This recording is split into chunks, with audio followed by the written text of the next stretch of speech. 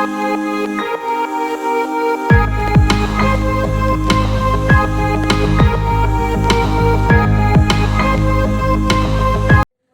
વિદ્યાર્થી મિત્રો, Saraswati group of education દ્વારા ચાલતા આ ઈ લર્નિંગ પ્રોગ્રામમાં હું બ્રિજેશ સાકડેચા ફરી એકવાર આપ સૌનું રંગારંગ સ્વાગત કરું છું. આપણે ધોરણ 11 ની અંદર ફિઝિક્સ ની અંદર ચેપ્ટર નંબર 8 એટલે કે ગુરુત્વાકર્ષણનો મસ્ત મજાનો અભ્યાસ કરી લીધો અને એની અંદર આપણે ટોટલી આપણી થિયરી જે છે એ કમ્પ્લીટ કરી લીધી. બરોબર ને? આપણે લાસ્ટ લેક્ચર ની અંદર ઉપગ્રહ જે છે એ ટોપિક પૂરો કર્યો અને વજન વિહીનતા વિશે પૂર્ણ અભ્યાસ કરી ચૂક્યા. બરોબર, ચાલો હવે આપણે જે સ્ટાર્ટ કરીએ આપણા ઉદાહરણ. તો સૌથી પહેલા આ ઉદાહરણ સમજવા માટે આપણને બધા સૂત્ર જાણવા આવશ્યક છે. તો બધા ફટાફટ સૂત્ર જે છે એનું રિવિઝન કરી લેજો. ચાલો, ત્યારબાદ આપણે સૌથી પહેલા આપણી સ્ક્રીન ઉપર જોઈ શકશો પહેલું ઉદાહરણ. પહેલા ઉદાહરણની રકમ તો કે ભાઈ આપણને કીધું કે ધારો કે આકૃતિમાં દર્શાવ્યા મુજબ સૂર્ય નીચ બિંદુ કોને કહેવાય? તો કે મેં ત્યારે તમને સમજાવ્યું હતું કે ભાઈ આવી રીતે ઉપવલય હોય, ઉપવલયમાં આપણે અહીંયા એક કેન્દ્ર ઉપર સૂર્ય રાખી તે એની નજીકનું જે બિંદુ હોય એને સૂર્ય નીચ બિંદુ કહેવાય. કેન્દ્રની નજીકનું બિંદુ, આ સૂર્ય જ્યાં રાખેલો છે એની નજીકના બિંદુને એને સૂર્ય નીચ બિંદુ કહેવાય. આપણે એવું જોઈ ગયા હતા. બરોબર, તો આ સૂર્ય નીચ બિંદુ આપણને આપેલું દીધેલું છે P. આગળ ગ્રહની ઝડપ vp એટલે કે આપણને P આગળ ઝડપ આપેલી છે vp જેટલી અને સૂર્યથી ગ્રહનું અંતર rp આપેલું છે. એટલે કે આપણે લખી શકશું ઉદાહરણ નંબર 1, P બિંદુ પાસે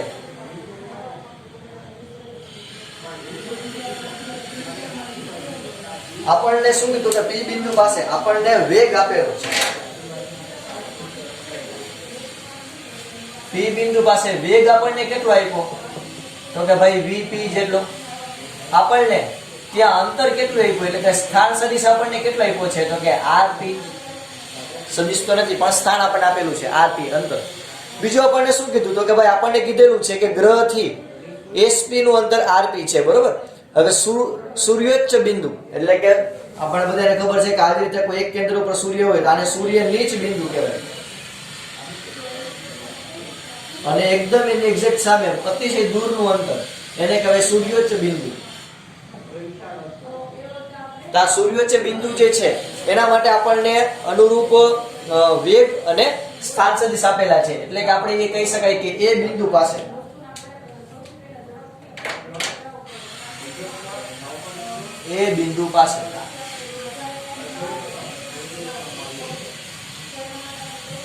આપણને વેગ અને અંતર શોધવાના થાય. તો એ બિંદુ પાસે વેગ આપેલો છે va, અંતર આપણને આપેલું છે ra. ચાલો, તો આપણને આટલી વસ્તુ આપી દીધેલી છે. આપણે શોધવાનું શું છે? તો કે ભાઈ આપણને એવું કીધેલું છે કે ઈ બંને વચ્ચેનો પહેલા તો આપણે સંબંધ મેળવો અને ગ્રહને BAC અને CPB અંતર કાપતા સરખો સમય લાગશે કે નહીં લાગે આપણે એના વિશે ચર્ચા કરવાની છે. તો આપણે પહેલા તો અહીંયા સારી એવી આકૃતિ પહેલા તો કરી લઈએ, દોરી લઈએ.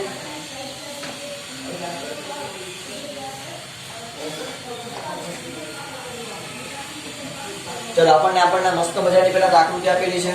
આવી તો ઉપવલય, એના 4 ભાગ. અહીંયા આવશે P, અહીંયા આવશે A, કેન્દ્ર આપણને અહીંયા આપેલું છે B અને અહીંયા છે C. આપણને હવે 4 બિંદુના નામ આપી દીધેલા. અહીંયા આપણને એક જગતની મારી પાસે સૂર્ય આપેલો છે એક કેન્દ્ર ઉપર. ફટાફટ દોરી લઈએ. આને કહેવાય સૂર્ય નીચ બિંદુ કારણ કે સૂર્યની નજીક છે. આ સૂર્યની એકદમ દૂર છે એટલે સૂર્યોચ્ચ બિંદુ કહેવાય. ચાલો, આપણને ટોટલ અંતર એટલે કે આપણને અર્ધદીર્ઘ અક્ષનું માપ આપેલું છે a એટલે ટોટલ અંતર થાય 2a. આપણને આટલી વસ્તુ આપેલી છે. બરોબર, અને આ ઉપરનું આટલું અંતર જોવો તો આ છે b એટલે ટોટલ થાય 2b. ચાલો, હવે આપણે કેવી રીતે આને સોલ્વ કરશું? તો કે ભાઈ સૌથી પહેલા સિમ્પલ વાત છે, જોજો, સાવ સિમ્પલ. કોણીય વેગમાન સંરક્ષણનો નિયમ તમે ભણી ગયા? તો કે હા, ભણી ગયા. કોણીય વેગમાન સંરક્ષણનો નિયમ શું કહેતો? કે ભાઈ કોણીય વેગમાન સંરક્ષણના નિયમ મુજબ કોઈ પણ પદાર્થનું શરૂઆતનું કોણીય વેગમાન અને અંતિમ કોણીય વેગમાન સરખું હશે. બરોબર, રેખીય વેગમાન સંરક્ષણના નિયમ મુજબ અચળ હોય. તો વિચાર કરો કે આ બિંદુએ કોણીય વેગમાન હશે. હવે કોણીય વેગમાનનું સૂત્ર શું?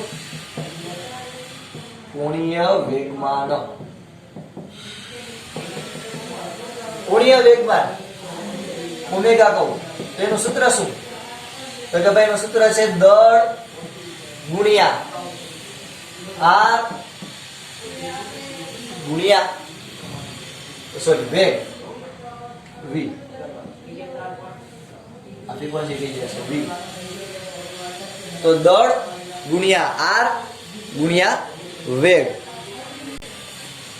ચાલો તો આપણને કોણીય વેગમાન આપણે એને કહી દઈએ l બરાબર, કારણ કે ઓમેગા એટલે કોણીય આવૃત્તિ છે, વળી કન્ફ્યુઝ થશો. l m ગુણ્યા r ગુણ્યા v આ કોણીય વેગમાનનું સૂત્ર છે.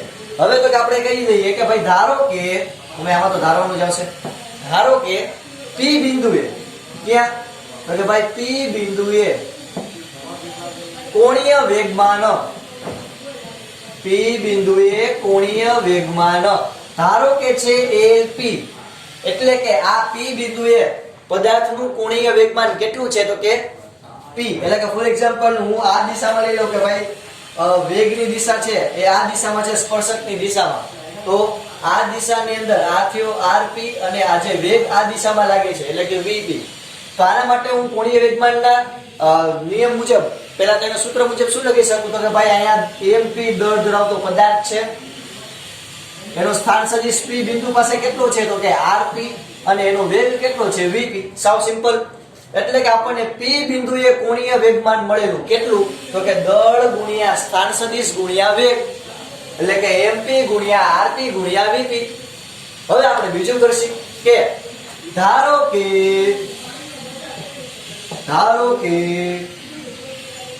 એ બિંદુએ પદાર્થનું કોણીય વેગમાન la છે. કેટલું? la. આ બિંદુએ પદાર્થનું કોણીય વેગમાન કેટલું છે? la.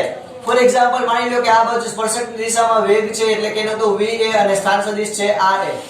તો આના માટે આપણે શું લખી શકશું? તો કે la બરાબર ma ગુણ્યા ra ગુણ્યા va. તો આ થયું એ બિંદુ પાસેનું કોણીય વેગમાન નું સૂત્ર. હવે આપણે લખી શકશું કે કોણીય વેગમાન સંરક્ષણના નિયમ મુજબ, કોણીય વેગમાન સંરક્ષણ ના નિયમ મુજબ, કોણીય વેગમાન સંરક્ષણના નિયમ મુજબ કોઈ પણ બિંદુએ પદાર્થનું કોણીય વેગમાન કેવું રહે? અચળ. તો એના ઉપર આપણે લખી શકશું કે એ બિંદુએ કોણીય વેગમાન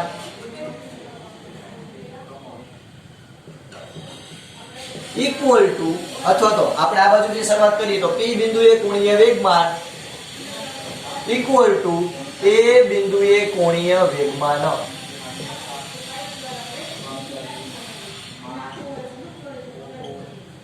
તો ભાઈ જગતની માલિપા આ p બિંદુએ કોણીય વેગમાન હશે એટલું જ એ બિંદુએ કોણીય વેગમાન હશે, બરોબર? કારણ કે કોણીય વેગમાન સંરક્ષણના નિયમ મુજબ પદાર્થનું કોણીય વેગમાન કોઈ પણ બિંદુએ કેવું રહે?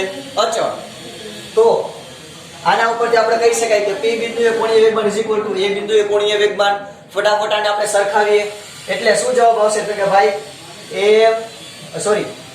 એક સ્ટેપ આપણે આગળ લખીએ એટલે તમને વધારે મજા આવે. lp બરાબર la.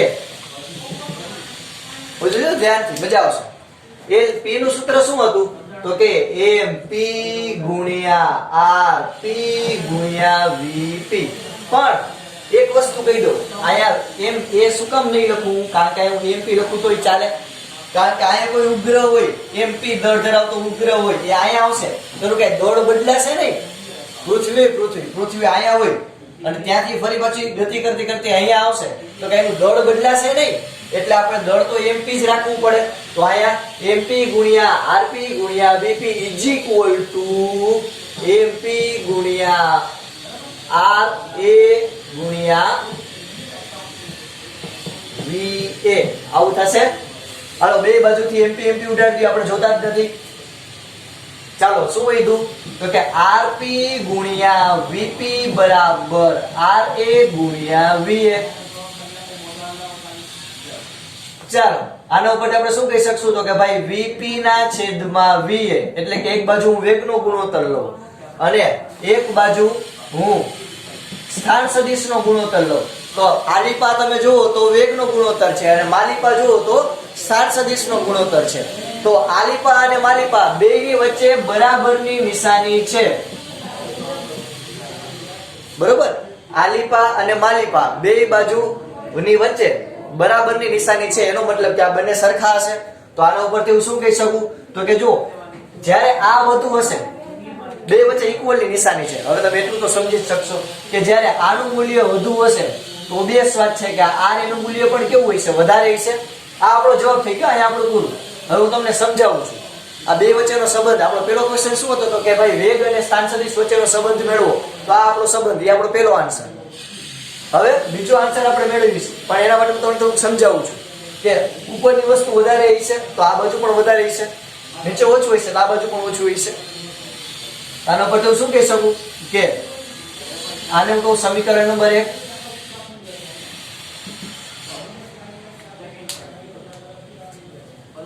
ચાલો તો શું કહી શકીશ તો કે ભાઈ સમીકરણ 1 પરથી VP મોટા હોય VA કરતા, VP મોટા હોય VA કરતા ત્યારે શું થાય, RA મોટા હોય RP કરતા. VP મોટા હોય, આ VP મોટું હોય VA કરતા ત્યારે RA મોટું હોય RP કરતા, કારણ કે આ બાજુ વધુ તો આ બાજુ વધુ. બરોબર, આ બાજુ ઓછું સામે આ બાજુ ઓછું એમ. તો આના ઉપરથી આપણે એવું કહી શકાય કે જ્યારે VP એ પદાર્થનો વેગ વધારે હશે, VP એ પદાર્થનો વેગ વધારે હશે અને VA એ પદાર્થનો વેગ ઓછો હશે. સામે અંતર જુઓ, અંતર તો RA નું અંતર વધારે છે અને RP નું અંતર ઓછું છે. આ RP યાર, અરે યાર એ ખબર નું કઈ RP અને RA સ્થાન સદિશ અને દર્શાવ્યું છે પણ અહીંયા આપણે લખીશું RP અને RA. તો RA મોટા હોય RP કરતા તો ત્યારે તમે શું લખી શકો, VP મોટા હોય VA કરતા. એટલે કે પદાર્થ જ્યારે આટલાકમાં ભૂમિડી મારતો હોય છે, પદાર્થ આટલાકમાં ફરતો હોય છે, આટલાક ક્ષેત્રની અંદર પૃથ્વી આવશે તો એનો વેગ અતિશય વધી જશે અને જ્યારે દૂર જશે આ એ બિંદુની પાસે ત્યારે એનો વેગ અતિશય ઘટી જશે. એટલે કે આ P બિંદુ પાસે નો ત્યારે એનો વેગ વધારે હશે અને એ બિંદુ પાસે એનો વેગ ઓછો હશે. બરોબર, એટલે આપણને આકૃતિ પણ આવી રીતે દર્શાવેલું હતું કે આવી રીતે અને આપણને એવું કીધેલું હતું કે ભાઈ ગ્રહ ને BAC અને CPB અંતર કાપતા કેટલો સમય લાગશે. તો BAC આ B આ A અને આ C, આ BAC અંતર કાપવા માટે અને આ BPC તો આપણે લખી શકશું કે ઉપગ્રહને BAC અંતર કાપવા માટે BAC અંતર કાપવા માટે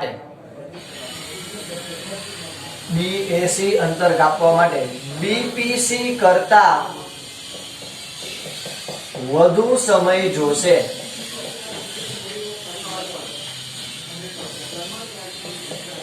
કારણ કે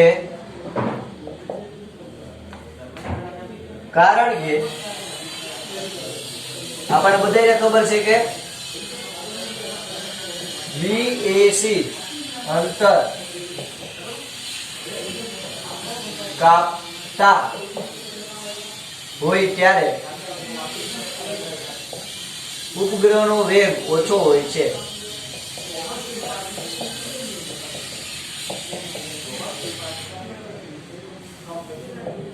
બરોબર, તો આ થયું આપણું પહેલું ઉદાહરણ. કાંઈ એટલે કાંઈ નથી, સિમ્પલ કેપ્લરના નિયમ મુજબ. અને કેપ્લરનો નિયમ શું કહેતો હતો તો કે સૂર્ય અને ગ્રહને જોડતી રેખા એ સમાન સમયગાળામાં સમાન ક્ષેત્રફળ જે કાપે એ સરખું હોય. એટલે કે ક્ષેત્રફળ અને સમયનો ગુણોત્તર કેવો રહે, અચળ. જોયું હતું કે ભાઈ આ બાજુ એ ઓછું, આ બાજુ એ જો ક્ષેત્રફળ કાપશે એ ફટાફટ કાપશે અને આ બાજુ એને વાર લાગશે. આપણે એવું કેપ્લરના બીજા નિયમમાં જોયું હતું, તો આ એની સાબિતી કહી શકાય. ચાલો ફટાફટ વિદ્યાર્થી મિત્રો તમારા બુક ની અંદર આ રંગબેરંગી પેનથી લખી લેજો. ચાલો બીજું એક્ઝામ્પલ જોઈએ. રકમ આપની સામે જ છે, હું અહીંયા દોરી લઉં જોઈને. જે આપણને કીધેલું છે કે ભાઈ સમબાજુ ત્રિકોણ ABC, એટલે કે પહેલા આપણે સમબાજુ ત્રિકોણ દોરશી. સમબાજુ ત્રિકોણ, ધારો કે સમબાજુ છે A, B અને C, 3 શિરોબિંદુ કીધા. આ સમબાજુ ત્રિકોણ ABC ના દરેક શિરોબિંદુ ઉપર m કિલોગ્રામ નું જેટલું દળ ધરાવતા પદાર્થ રાખેલ છે. એટલે કે અહીંયા અને અહીંયા આ જે 3 શિરોબિંદુ છે ત્યાં સ્મોલ m દળ ધરાવતા 3 પદાર્થ રાખેલા છે. સ્મોલ m દળ ધરાવતા પદાર્થ. ઓકે, સારી વાત છે. આગળ તો કે આપણને કીધું કે ત્રિકોણના, એટલે કે આપણને બે ક્વેશ્ચન પૂછેલા છે. એમાંથી પહેલો ક્વેશ્ચન કે ત્રિકોણના મધ્ય કેન્દ્ર G ઉપર મૂકેલા 2 કિલોગ્રામ દળ પર કેટલું બળ લાગશે. ત્રિકોણના મધ્ય કેન્દ્ર એટલે કે તો કે ભાઈ અહીંયા કંઈક મધ્ય કેન્દ્ર હશે. તો આ ત્રિકોણના મધ્ય કેન્દ્ર ઉપર 2m, એટલે કે આ જે આ બધું છે એ m દળ છે અને આ એના કરતા ડબલ, એટલે કે 2m દળ, અને શિરોબિંદુનું નામ આપેલું છે આપણને G ને રાખેલું છે. તો શું કીધું આપણને? તો આપણને કીધું કે કેટલું બળ લાગશે એ આપણે શોધવાનું છે. કેટલું બળ લાગશે એ આપણે શોધવાનું છે. ચાલો આપણે મધ્ય કેન્દ્ર ઉપર મૂકેલું. ચાલો તો હવે શું થશે? તો કે જો આ 2m અને આ m, આ બે વચ્ચે ગુરુત્વાકર્ષણ બળ લાગશે. આ બિંદુ અને આ બિંદુ વચ્ચે ગુરુત્વાકર્ષણ બળ લાગશે, અને આ બિંદુ વચ્ચે પણ ગુરુત્વાકર્ષણ બળ લાગશે. કારણ કે અહીંયા દળ છે, અહીંયા દળ છે.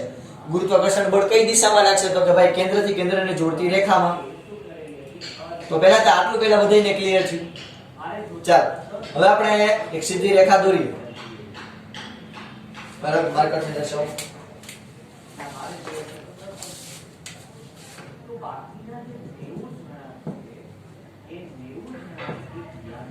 આ x શું કીધું છે? આને x ડેશ કીધું છે. ઓકે, ચાલો જોજો હવે ધ્યાનથી સાંભળો. 30 ને 30, આ કેટલાનો ખૂણો થશે? વિચારીને કહેજો, આ કેટલાનો ખૂણો થશે?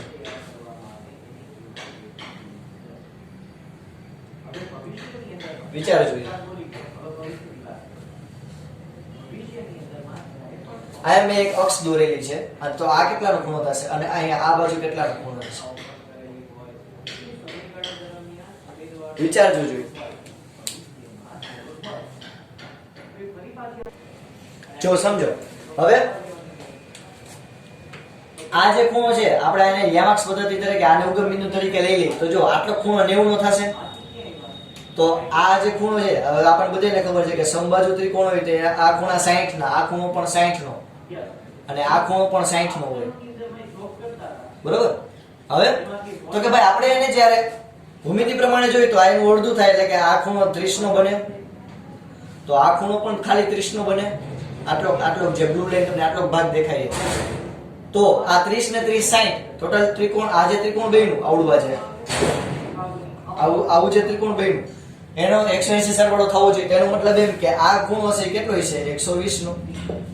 એમાંથી આટલું 90 થઈ ગયું, તો 90 120 માંથી 90 જે કેટલા વધે? 30. એનો મતલબ એમ કે આ ખૂણો કેટલાનો હશે? 30 નો. આ ખૂણો પણ કેટલાનો હશે? 30 નો. એટલે આ બંને આપણને ખૂણાનું માપ કેટલું મળ્યું? 30 નું. ભૂમિતિ ઉપરથી આપણને મળે, એમને ન મળે. બરોબર. ચાલો તો આપણને આ બે ખૂણાના માપ મળી ગયા 30. એટલે કે તમે લખી શકશો કે માપ ખૂણો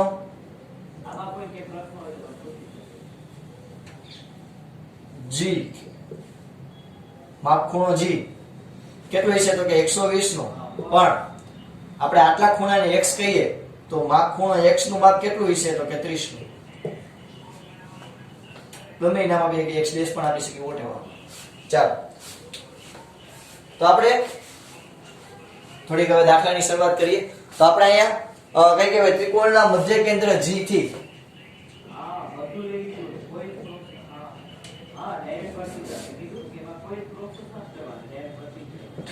ત્રિકોણના મધ્ય કેન્દ્ર G થી આપણને રકમમાં તમે જોયું હશે કે ભાઈ આપણને આ લંબાઈ આપી દીધેલી છે, કેટલી છે તો કે L L L, અને ઈ પણ કેટલી તો કે 1,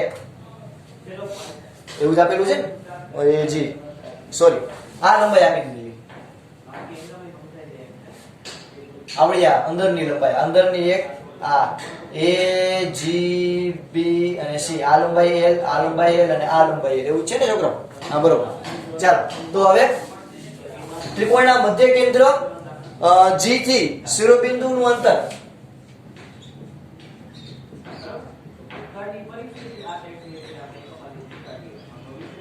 ત્રિકોણના મધ્ય કેન્દ્ર G થી શિરોબિંદુ સુધીનું અંતર equal to L equal to 1 metre આપણને આપેલું છે. તો આપણે શું કહેશી તો કે મધ્ય કેન્દ્ર G થી મધ્ય કેન્દ્ર G થી શિરોબિંદુ પર લાગતું ગુરુત્વાકર્ષણ બળ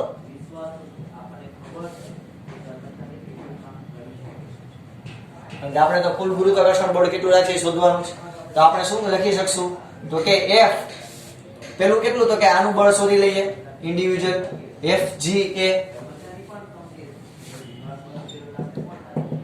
FGA બરાબર શું થશે તો કે ભાઈ આપણને ગુરુત્વાકર્ષણનો નિયમ ખબર છે કે Gm1 m2 ના છેદમાં r નો સ્ક્વેર. ચાલો આપણે કરીએ સ્ટાર્ટ. તો પહેલા તો G m1 એટલે કે કોઈ પણ પેલું દળ લઈ લે. માની લો કે આ 2m વાળા બિંદુને પેલું દળ લઈએ એટલે 2m into m એટલે આ બીજું દળ, એટલે આ પેલું અને બીજું, આ બે વચ્ચેનું દળ છેદમાં એ બે વચ્ચેનું અંતર કેટલું છે L2 પ્લસ સ્થાન સદિશ આવશે. તો આ કઈ દિશામાં છે વિદ્યાર્થી મિત્રો? આવી રીતે છે બરોબર. આની આકૃતિ આ G આવડું આ A, આયા સ્મોલ m દળનો પદાર્થ છે અને અહીંયા 2m દળનો પદાર્થ છે, બે વચ્ચેનું અંતર L છે. તો આ કઈ દિશા થઈ? આપણે આને ઉગમ બિંદુ લીધા હતા, આ અક્ષને આપણે ઉગમ બિંદુ લીધું, જો આ x અને x ડેશ. તો ઉગમ બિંદુથી ઉપરની બાજુ કઈ હોય? આને આપણે ઉગમ બિંદુ લઈ તો ઉપરની બાજુ y હોય પ્લસ, એટલે અહીંયા આવશે j કેરેટ, યાદ રાખજો ખાસ. તો આપણને f g a મળેલું. એવી જ રીતે આપણે મેળવશું f g b, FGB મેળવશું કેટલું તો કે Gm1 m2 ના છેદમાં r2, અને m2 સ્થાન સદિશ અહીંયા પણ લખી નાખું સ્થાન સદિશ એટલે કોઈ ખોટા મૂંઝાવ નહીં r કે. ચલો કેટલું આવશે તો કે Gm1 એટલે તો કે ભાઈ પહેલા પદાર્થનું દળ અહીં હું આકૃતિ દોરું તો આમ દોરી શકીશ. આ છે 2m દળ ધરાવતું G બિંદુ અને m દળ ધરાવતું B બિંદુ, બે વચ્ચેનું અંતર છે L બરોબર. તો આપણે શું લખી શકશું તો કે G 2m કૌંસમાં m ના છેદમાં L નો સ્ક્વેર. હવે જો ધ્યાનથી તમે જોજો છોકરાઓ, જો ઘણાને આ સ્થાન સદિશ ઓળખવામાં ખબર નથી પડતી, ક્યારે cos લેવું ક્યારે sin લેવું. તો આ આપણું ઉગમ બિંદુ છે x ડેશ, આ આપણી અક્ષ છે x અક્ષ, અને G ને આપણે ઉગમ બિંદુ તરીકે લીધું. તો આ આપણું ઉગમ બિંદુ છે. આ -x થાય ઓમ તમે જોવો તો આ બાજુ +x અને આ બાજુ -x. આ નીચેની બાજુ શું થાય? -y થાય. અક્ષ ઉપરની બાજુ +y હોય તો નીચેની બાજુ -y. હવે આ ખૂણો આપણને આપ્યો છે, આ ખૂણો કેટલો છે તો કે થીટા. આ ખૂણો થીટા કેટલો આપણને 30 મળ્યો ભૂમિતિ ઉપરથી બરોબર. હવે તો કે આનો સ્થાન સદિશ કઈ રીતે લેવો તો કે ભાઈ જે યાદ રાખજો હંમેશા કે ઉગમ બિંદુ ની સાપેક્ષે જે ખૂણો બનાવતી બાજુ હોય ને એને cos થીટા લેવાનો, અને સામેની બાજુ એને sin થીટા, જે તમે 10th માં તો ભણી ગયા. તો આ જો આ ખૂણાની પાસેની બાજુ કઈ થઈ? આવડી આ થઈ સ્થાન સદિશ વાળી, એટલે કયો ઘટક આવશે? r cos થીટા અને r sin થીટા બંને આવશે, પણ આ r cos થીટા થઈ અને આ થઈ sin થીટા. એટલે જો હવે આપણે શું લખી શકશું અહીંયા 2m અને m/l2 એટલું તો આપણને બધાને આવડે. હવે જો સ્થાન સદિશ કઈ રીતે લઉં? r કેરેટ આર એટલે એક જ છે, લખું ન લખું કઈ ફેર ન પડે, એટલે કે એલ છે લખું કે ન લખું કઈ ફેર ન પડે, પણ હું લખી નાખું ઓલી ઘણા કન્ફ્યુઝ થશે 1. હવે જો કોસ કેવું છે, માઈનસ છે, માઈનસ આ આપણું અક્ષ એનાથી બે ઘટક પડશે, જેની બાજુ થીટા હોય ને એને કોસ થીટા કહેવાય, જેની બાજુ થીટા હોય તો આ આપણી અક્ષ છે એની નજીક થીટા કઈ બાજુ છે, આ બાજુ છે કે આ બાજુ, તો કે ઉપરની બાજુ, જો અહીંયા, તો એને હું કહીશ કોસ જે, પણ કેવું માઈનસ સાઈન થીટા, આને આપણે કહી શકાય સામેની બાજુ, તો એના માટે -1 સાઈન જે, સોરી થીટા તો ભૂલી ગયા ગુના, કોસ થીટા જે માઈનસ સાઈન થીટા જે. થીટા આપણને કેટલો આપ્યો 30 નો, તો આપણે ડાયરેક્ટ લખી શકશું કે FGB બરાબર કેટલું થાય, તો કે ભાઈ FGB બરાબર થાય G2M m ના છેદમાં l સ્ક્વેર કૌંસમાં માઈનસ કોસ 30 જે માઈનસ સાઈન 30 જે. તો આપણું બીજું ઇક્વેશન થયું, બરોબર. આપણે હાઇલાઇટ કરી દઈએ, આ પહેલું, આ બીજું. આનું પણ સિમ્પ્લિફિકેશન આપી શકો, આપણે પછી કરશું. અને ત્રીજું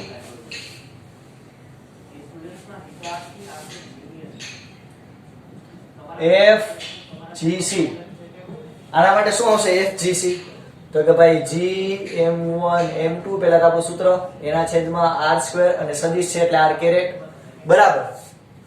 સમજો ધ્યાનથી, અહીંયા b છે, સોરી અહીંયા g છે અને અહીંયા છે આપણો c, અહીંયા 2m દર ધરાવતો પદાર્થ છે g ઉપર અને અહીંયા m દર ધરાવતો પદાર્થ છે, બે વચ્ચેનું અંતર છે l. તો અહીંયા ઉગમ બિંદુ તરીકે આ અક્ષ છે x અને આ છે -y.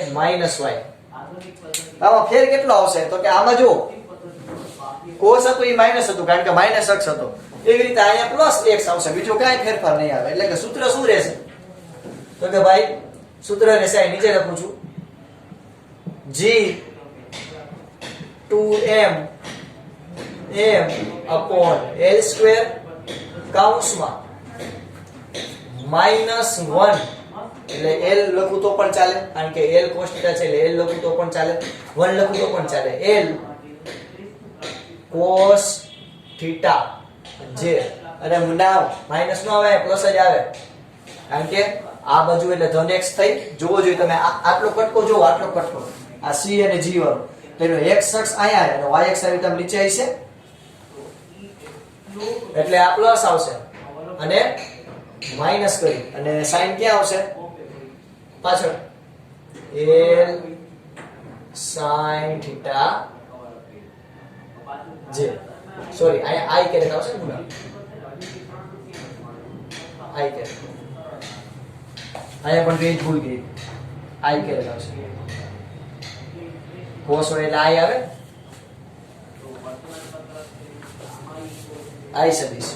તો આને આપણે કેમ લખી શકાય, તો કે ભાઈ સિમ્પલ આવી રીતે લખી શકાય FGC બરાબર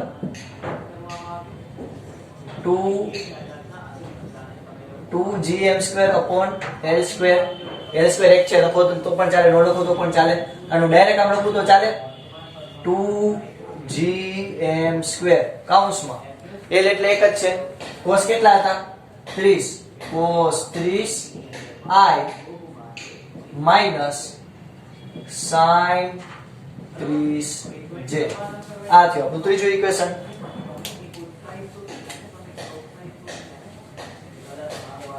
બરોબર, તો આપણને 1, 2 અને 3 ઇક્વેશન મળી ગયા. ચાલો હવે શું કરશી, તો કે ટોટલ બળ માટે F ટોટલ એટલે ત્રણેયનો સરવાળો કેટલો આવશે, F ટોટલ તો F resultant FGA plus FGB plus FGC. ચલો ફટાફટ આનું સાદું રૂપ આપીએ તો પહેલા તો ત્રણેયમાંથી શું કોમન નીકળશે તો કે 2gm² કોમન નીકળશે 2gm². ત્રણેયમાંથી કોમન નીકળશે કૌંસમાં. હવે આમાં શું કોમન છે જે આમાં -cos 30i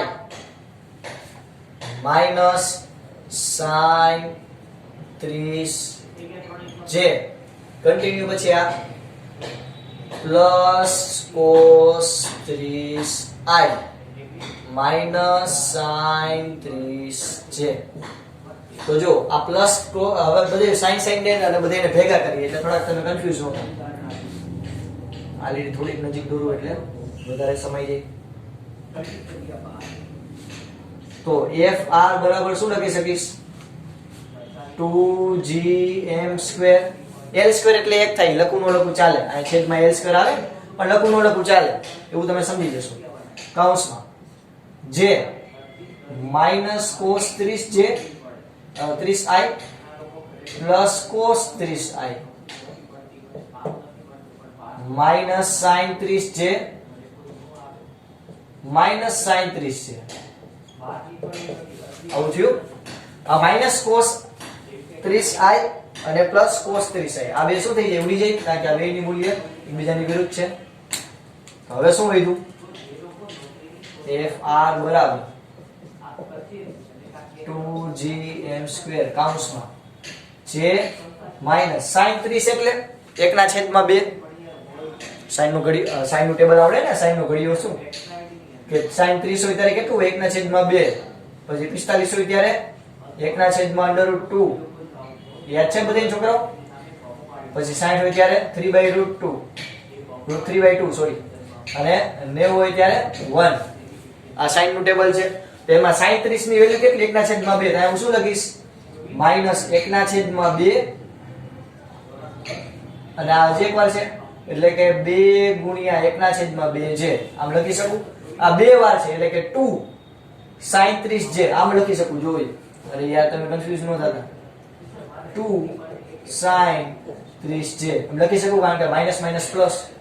હવે sin 30 જે ની sin 30 ની વેલ્યુ કેટલી 1/2 એક ઉડી ગયા એટલે કેટલું વધ્યું માઈનસ જે.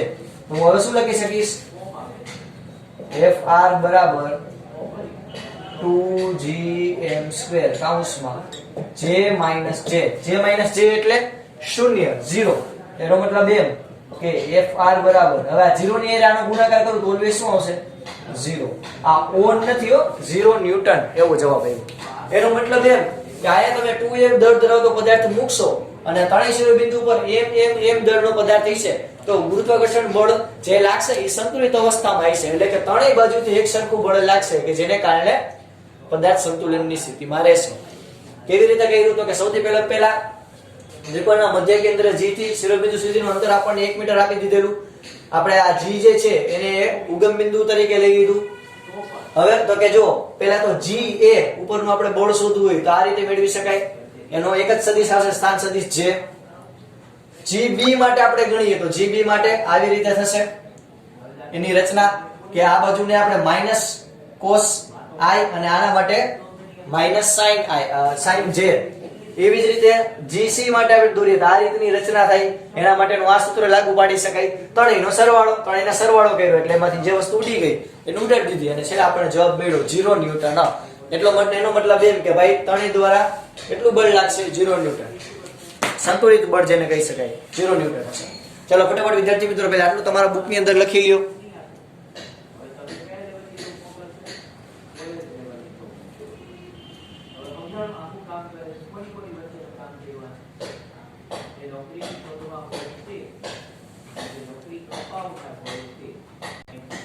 હવે જો આપણને શું કીધું આપણને બીજી શરત આવી આપી રકમમાં કે હવે તો કે જો એ બિંદુ પર આપણે દળ બમણું કરીએ દઈએ તો એટલે કે અહીંયા પણ 2m દળ ધરાવતો પદાર્થ મૂકું તો આ બે વચ્ચેનું અંતર આ બે વચ્ચેનું બળ જે છે એમાં કંઈક ફેરફાર આવશે. કઈ રીતે તો કે જો આનું સૂત્ર હવે અહીંયા 2m આનું આવી ગયું. હવે અહીંયા પણ તમારે શું લેવું પડશે 2m. આ બીજી કન્ડિશનની વાત કરું છું. પેલો ક્વેશ્ચન પૂરો આ બીજો ક્વેશ્ચન. તો 2 અને 2 કેટલા થાય 4 થાય તો આપણે અહીં શું લખી શકશું 4gm² upon l² into j. તો આ થઈ ગયું આપણું FGA. આવું થાય. તો હવે આપણે આના માટે ટોટલ કેવી રીતે ગોતી શકશું? તો કે ભાઈ FR બરાબર FGA plus FGB plus FGC, એટલે કે ત્રણેય દ્વારા લાગતા બળનો સરવાળો. એ જ આપણું ટોટલ મળશે રિઝલ્ટન્ટ. તો FG આપણને કેટલું મળ્યું?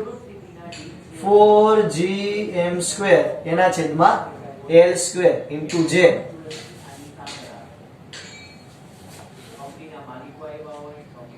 પ્લસ આ બે નું કેટલું થશે? તો કે આ બે માંથી તો 2gm² બાદ કરી શકાય, મીન્સ કે કોમન કાઢી શકાય, એના છેદમાં l². હવે l² લખી ચાલે. અહીંયા શું આવશે? તો કે જે આપણને ખબર છે કે આ cos તો બે ના ઉડી જશે, છેલ્લે અહીંયા વધશે -2 sin 30 j. આ ખબર પડે કે ભાઈ આનું સ્થાન સદિશ અને આનું સ્થાન સદિશ બેનો સરવાળો કરો તો આપણે હમણાં જોયું હતું ને આગળ કે આ cos ને cos તો બે ઉડી જાય, કારણ કે આ પ્લસ છે અને આ માઈનસ છે. આ બેનો સરવાળો કરો તો આ બે ઉડી જશે. તો આ બેના સરવાળામાં માઈનસ સાઇન ને માઈનસ માઈનસ માઈનસ પ્લસ એટલે 2 sin 30 મેં ડાયરેક્ટ લખ્યું છે. તો હવે શું થશે સમજો. 4gm² l² નથી લખતો into j. અહીંયા આવશે પ્લસ, હવે કઈ લખતો નથી, 2gm². આ કેટલું આવશે? આ કેટલું આવશે? તો કે ભાઈ -2 એને ગુણ્યા sin 30 એટલે 1/2 j. બે કેન્સલ. તો આ કેટલું આવ્યું? 4gm² j plus 2gm² minus j. એટલે આ માઈનસ ની નિશાની બહાર આવે તો શું આવશે? 4gm² j minus 2gm² j. 4 માંથી 2 જાય તો 2 વધશે, એટલે કે 2gm² j. તો આ થયું FR. ક્યારનું? તો કે જ્યારે એ બિંદુ ઉપર આપણે દળ જે છે એ બમણું કરીએ તો ટોટલ રિઝલ્ટન્ટ તમને આવી રીતે મળે કે ભાઈ ઉપરની બાજુ બળ લાગે આખું રિઝલ્ટન્ટ. એટલે કે આ કંઈક ફેરફાર થાય આકૃતિમાં. 2gm² j આટલું બળ લાગે. અરે યાર કેવી રીતે એવું ખબર પડી? તો કે અહીંયા આપણે ફેરફાર કરવો પડે, અહીંયા દળ બદલાવું તો અહીંયા દળ બદલે FGA. પછી તો કે આપણે આ બેમાં તો આપણે કાંઈ ફેરફાર નથી કર્યો એટલે એમ રાખ્યા. પછી શું કરશી? તો કે ભાઈ ત્રણેયનો ટોટલ કર્યો તો એનો મતલબ આ પેલા મૂક્યો FGA, ભાઈ આ બેનો સરવાળો, તેમાં આ બે તો ઉડી જાય, સરવાળો કરી એટલે cos 30 અને આ માઈનસ બે ઉડી જાય. અહીંયા કેટલું આવશે? તો કે માઈનસ સાઇન ને minus sine minus minus plus એટલે કે -2 sin 30 છે. sin 30 ની વેલ્યુ 1/2 એ મૂકી એટલે થઈ ગયું -j. હવે આ માઈનસ નિશાની બહાર આવે તો શું થઈ જાય? માઈનસ કરે, આ પ્લસ ની માઈનસ કરે, માઈનસ નિશાની બહાર આવે તો 4gm² j - 2gm² j. 4 માંથી 2 જાય તો 2. સાવ સિમ્પલ. gm² j. અહીંયા પાછળ એકમ લખવાનો, ન્યૂટન ભૂલો ભલે, બીજું બધું એકમ લખવાનો ભૂલવાનો નહીં. ચાલ આટલું આવડી જાય. અહીંયાથી આપણું ઉદાહરણ બીજું કોઈ નેક્સ્ટ ટાઈમ આપણે ઉદાહરણ નંબર 3 થી આગળ વધશું. અહીંયા સુધી રાખીએ. જય ભારત, જય હિન્દ. બધા લખી લેજો.